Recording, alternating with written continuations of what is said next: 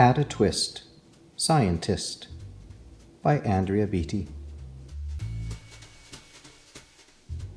Ada Marie, said not a word till the day she turned 3.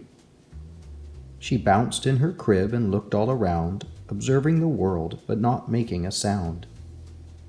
She learned how to climb and made her big break, with a trail of chaos left in her wake.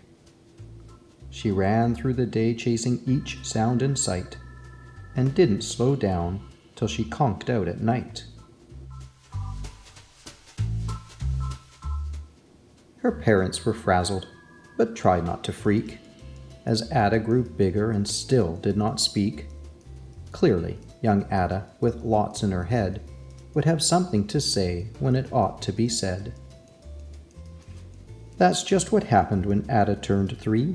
She tore through the house on a fact-finding spree, and climbed up the clock just as high as she could. Her parents yelled, "Stop!" as all good parents would. Ada's chin quivered, but she did not cry. She took a deep breath, and she simply asked, "Why? Why does it tick, and why does it talk? Why don't we call it a granddaughter clock? Why are there pointy things stuck to a rose? Why are there hairs upside of your nose?" She started with why, and then what, how, and when.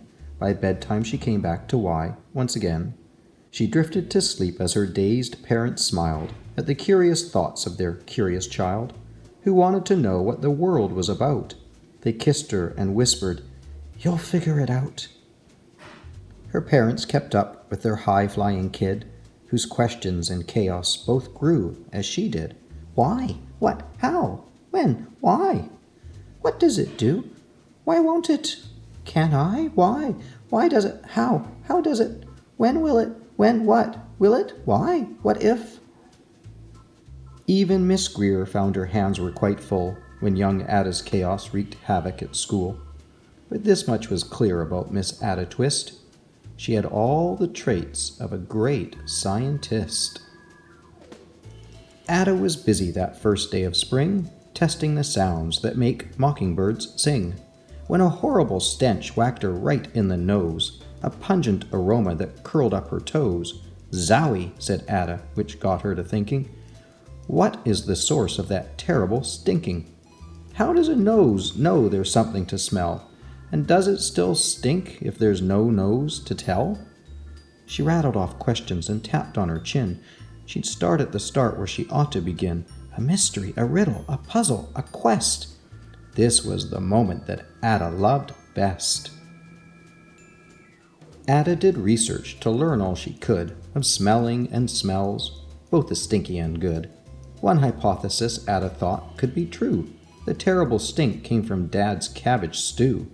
She tested and tested, but soon Ada knew it was time to come up with hypothesis 2. Then zowie, the stink struck again, just like that. Hypothesis 2, it's caused by the cat? The cat couldn't make such a stink on its own. It needed perfume and some fancy cologne, so young Ada tested. The test was a flop. She started again, but her parents yelled, "Stop!" Ada Marie, to the thinking chair, now. By the time we count 3. "Enough," said her mother. "That's it," said her dad. Her parents were frustrated, frazzled, and mad. "Why?" Ada questioned. Her mother said, "No." "What?" Ada queried. Her father said, "Go. You've ruined our supper. You've made the cat stink. Enough with your questions. Now sit there and think." She looked at her parents. Her heart turned to goo. Poor Ada Twist didn't know what to do. She sat all alone by herself in the hall, and Ada, once more, could say nothing at all. And so Ada sat, and she sat, and she sat, and she thought about science and Stu and the cat, and how her experiments had made such a big mess. Does it have to be so? Is that part of success? Are messes a problem? And while she was thinking, what was the source of that terrible stinking? Ada Marie did what scientists do. She asked a small question, and then she asked 2. and each of those led her to 3 questions more, and some of those questions resulted in 4. As Ada got thinking, she really dug in.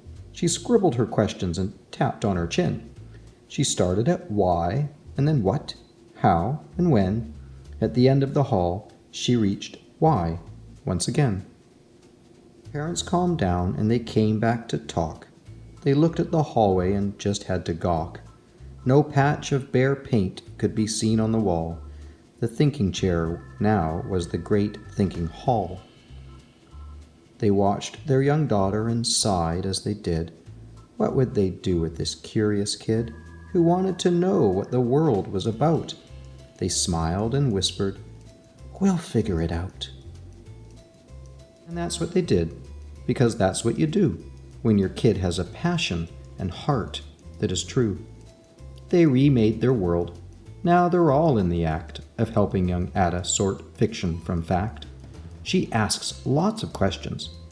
How could she resist? It's all in the heart of a young scientist.